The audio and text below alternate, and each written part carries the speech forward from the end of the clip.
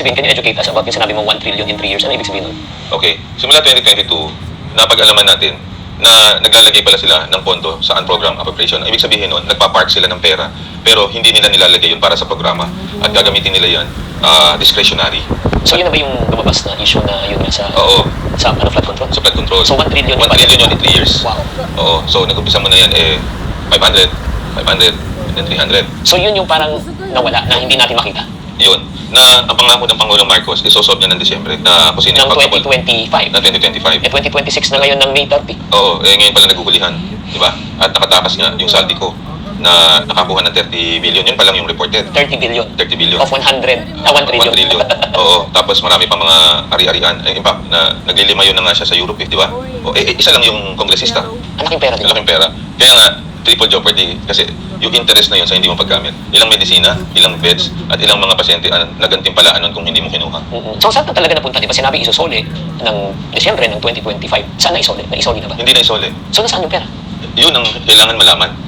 Ang sinoli nilang pera yung nag-board sila 3 weeks ago, galing sa 2026 budget. Galing yung 2026 budget, bagong budget na yan eh. Bagong budget Hindi na naman yan yung lumang na nawawalang 60 billion eh. Nawala yung pera at hindi alam accounted for. That's why, pati yung mga ibang sangay ng pamahalaan, yung DBM, kaya nga nagdagdag ako ng supplemental complaint kay Secretary Amena Pangandaman kasi siya ang nag-approve ng budget kasama ni Secretary Recto. At ang huli ko ng kinasuhan ay si Roberto Tan, yung Philippine Depository Insurance Corporation, 107 billion. Ito yung pondo na pagka nag-bank run at nalugi, yun ang magbibigay sa... Pati yun nawala? Nawala, 107 billion. So, ang nawala sa atin, 167 billion. Unaccounted? Unaccounted. Ang final kasi ng case ng mga petitioners ay yung 60 billion. Nakaligtaan yung PDIC funds. Pati yun nagalaw? Nagalaw. So, just to give you a perspective, di ba tayo mga bank depositor na parating sinasabi na yung pera po natin ay protektado ng gobyerno, ng PDIC ng worth dating 500,000, ngayon ay 1 million na. Tama po. So yung perang yun ang nag-i-insure yung 107 billion. Tama po. So ang ibig sabihin niyan, pati yun nawawala. Pati yun kinuha. So, pinapaimbestigahan ko yung presidente nun. At nabasa ko yung BSP Governor, Remolana, maayos naman, mabait. We have to get it. Kasi pag nag-bank run, saan tayo kukuha para doon sa mga depositors na nalugi? Okay guys, just for you to be parang educated, si Dr. Tony Liachon is a doctor at the same time a citizen of the Philippine Republic. But he took it upon himself to file a case, di ba? Yes. A plunder case. A plunder case and technical malversation. At saka neglect of duty of a public official. Kasi kasama, and then graft and corruption. 4 po ang sinampa ko po sa ombudsman. Mag-isa. Hindi ba mahirap itong ginawa mong hakbang na ang kakalabanin mo ay institusyon, mga malalaking tao? Hindi ka naman politiko, wala ka namang kapangyarihan. Di ba? Isn't this difficult for you? Nung namatay ang kapatid ko 3 weeks ago, that was the trigger. Alam mo pala, Memento Mori, ito ay pinabasa ko, yung naging stoic personality ako. Ang ibig sabihin pala yun, everybody will die. Inanang mo na yung sarili mo. Oo, kasi kung namatay ang kapatid ko anytime, pwede ka naman din mamatay anytime. Tama. Alam mo, a lot of people die for a lot of reasons. Some, hindi nga, nasagasaan, Aksidente lang. aksidente, yung kapatid ko pumunta lang sa isang outing, nag-heat stroke, namatay. Ang iba naman ay nahulog sa hagdan. Ngayon, if I would die for the sake of the country like Jose Rizal, ba't naman hindi? At least in my afterlife, okay na ako. So, I mean, a life without a purpose is nothing. Yeah. Di ba? Sabi, yung meaning of life, sabi ni Viktor Frankl, mabubuhay ka man walang sense of purpose. Mahigit ko na 20 taong ginagawa to eh. Tapos kung kailan mo nakuha yung pondo, nagkaroon ka ng universal healthcare naman, nanakawin naman sa taong bayan. Ngayon, hindi na ako natatakot actually. Alam mo, totoo lang, hindi ako natatakot. Ang idol ko, si Jose Rizal. Si Jose Rizal ay 35 years old, nasa Madrid.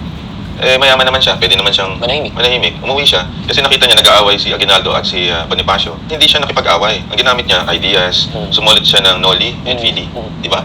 And that awakened the people. So, sa mga nakikinig po, ang greatest ko pong magagawa para sa inyo is to enlighten everyone. Ito, katulad ito, magtitipid kayo, okay, magkakasakit. Ipaglaban nyo yung karapatan ninyo.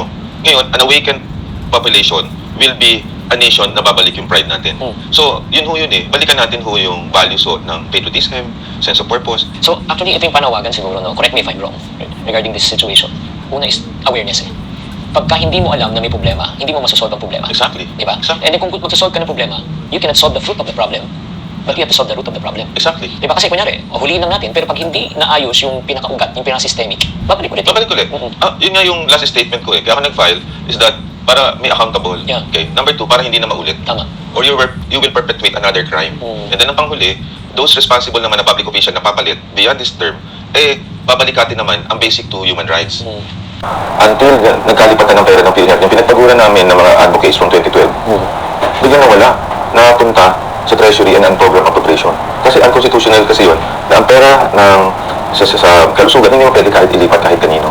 So sabi ko, ikaw lang magreklamo, hindi naman pwedeng nagkasala sila tapos gano'n na lang. E paano naman yung mga naghihirap pa rin? September 20, sabi ni Presidente Marcos, bago mag-Supreme Court, may savings na si Secretary Vince Dizon. Isoli natin from the Treasury sa Kahadiero to PhilHealth. Pero hindi tumalima si Secretary Recto. Hinintay pa niya yung decision ng Supreme Court. Natutuan na lahat ay isosoli na. So hinintay December 6 hanggang December 31. Ng 2025. Na 2025, kung isosoli from the Kahadiero, Treasury, to PhilHealth. Dapat may ceremonial cheque na malaki, sinusoli na namin. Nangyari ba yun? Hindi. Ang utang ng government sa atin ay 400 billion a years. Kasi hindi pala nagbayad sina President Marcos ng every year until kumonte. In 2025, zero budget tayo. So, 2024, denied by pera. 2025, walang budget, zero. So, napunta ako ng Supreme Court. Nag-file ako, February 25. At hindi pinirmahan ni Bongbong Marcos yun at ni economic managers. Bakit na siniro yun? Anong reason? At dahil daw, may excess funds. Sabi, parang ganun. oo, hindi napagkamalan nila. Ako alam ko yan. Reserve funds yun. Pagka ikaw ay social insurance, dapat 2 taon, kung anong gastos mo, 200 billion yun, 400 billion. Naka-save siya. Maaari ka ba may social insurance na wala kang Buffer yun. buffer. Napagkamalan nila. Eh sabi nung Supreme Court, teka muna, according to the Universal Healthcare, pagka may excess funds, hindi excess funds, explain, reserve funds yan. At kung meron ka man excess funds, tatlo lang ang pwedeng puntahan. Una, ayon sa Constitution Section 11 ng Universal Healthcare. Una, tataasan dapat yung benepisyo. Pangalawa, bawasan naman niya yung contribution. At ang pangatlong reason, para daw bumaba yung out-of-pocket expenses. Ang out-of-pocket expenses natin ay 60%. Ibig sabihin, pag 1 million ang bill mo, 600,000 babayaran mo? exactly. Eh ngayon sa ibang countries na nag-sin-tax, katulad ng Thailand, 9% na lang binabayaran ng bawat tao. Wow. Oo. Sa Taiwan, wala. Sa Brunei, 5%. Sa Singapore, 20%. Sa Japan, wala. Sa Korea, wala. Sa Hong Kong, wala. Tayo, ang pinaka-maigsing buhay sa Southeast Asia, 70. Samantalang ang Japan, Singapore, Korea, Taiwan, Hong Kong, above 80 lahat ang edad. Ano mo ang rason? According to World Health, wala tayong universal healthcare. Number 2, poverty. So, realistically speaking, no, how much should a Filipino prepare financially for common diseases? Heart attack. Heart attack muna tayo. Oo. Ang gastos sa angioplasty ay umati ka pong 500,000 to 1 million. Ay, yung mga ganun pa. Oo nga. So, more or less, mga 1.5 million. Oo, kasi yung room pa. Ang bypass, 2 hanggang 3 million. Imagine mo, kung libre yung healthcare natin, hindi na natin iisipin yung pangkalusugan. Yeah. Ang iisipin mo na lang pagkain sa araw-araw. Kunyari, wage earner ka, hindi mo naintindi pag na-confine ka. Ubus yun. Edukasyon, yung pera, yung pang araw-araw na gastos. Diba? So, ngayon, kung ikaw ay nagkasakit, wala, yung magkakanda utang-utang ka. Kaya healthcare natin, hindi na natin iisipin yung pangkalusugan. Yeah. Ang iisipin mo na lang pagkain sa araw-araw. Kunyari, wage earner ka, hindi mo naintindi pag na-confine ka. Ubus yun. Edukasyon, yung pera, yung pang araw-araw na gastos. Diba? So, ngayon, kung ikaw ay nagkasakit, wala, yung magkakanda utang-utang ka. Kaya middle class ngayon, mahirap agad eh. Kung hindi ka naman talaga tamaan ng sakit at buong kamadali, madadali ka naman talaga sa financial stress at sa kasaya. Dahil utang. Ngayon, pag What reforms do you believe right now that the government urgently need to prioritize in healthcare para once and for all, kaya ba natin talagang ilibre ang healthcare sa bawat mamamayang Pilipino, mahirap, middle class, at lahat kaya ba o hindi? kaya po. Ang template po or blueprint, tatlo po. The first one, the first reason why we fail in health based on the book ni Atul Gawande ay ignorance. So education is key. Dapat ipasok ang preventive health sa curriculum ng DepEd, ng CHED, sa workplace at sa community. You educate them on not to smoke, Yes. eat properly, exercise daily, body weight kailangan ma-maintain, huwag iinom ng alak, huwag magpapaka-stress, mag-check up po kayo kung may pera kayo, tutulog kayo 7 to 8 hours, tapos be happy. Yan ang template. Wow. Yan ang checklist. Di ba, kailangan sa bata pa, tinuturo nila eh. Sa Japan, ang elementary doon, ang exam mag-umpisa, 4 years old. Tinuturuan mo na sila ng values na binanggit ko. Doon lang sila mag-exam. Kasi formative years yun eh. Tama. The second reason why we fail daw in health is actually ineptitude. Ano ibig sabihin? Alam mo masama pero ginagawa mo. Kunyari, alam mo masama manigarilyo, hindi ginagawa mo. Sin of commission yan, di ba? Yan. Alam mo masama minom, alam mo masama hindi mag-exercise, ginagawa mo. At ang pangatlo, wala kang blueprint for change, plano. Parang sa finance, kung wala kang plano, I think this country is drifting away. Para tayong isang sailboat na lumalayag sa ocean, pero hindi natin alam kung saan tayong port pupunta. Nagdi-drift. So, ang universal healthcare, ito lang naman ang aayusin. Yung health human resource, sinesweldohan ba natin ng tama ang doktor, nurses, yung mga medtech? Hindi. Kaya nga busabos eh. Kaya nga, umaalis sila. Tayo number 1 exporter ng doctors and nurses in the world. In the world. Pinaaral natin sa magagandang eskwelahan, UST, Ateneo. Mag-aaral lang ng one year, alis na. Yan ang una nating sosolvin. Ngayon, magpapas kayo dapat ng bill, mga congress na senador, na gawin yung minimum 100,000 ang sweldo ng mga yan. Tama. Para sila ay hindi manatili. Yeah. Okay. Number 2 gagawin ninyo ay pondohan ang PhilHealth. Ibalik niyo yung pera na dapat sa tao. Number 3, infrastructure.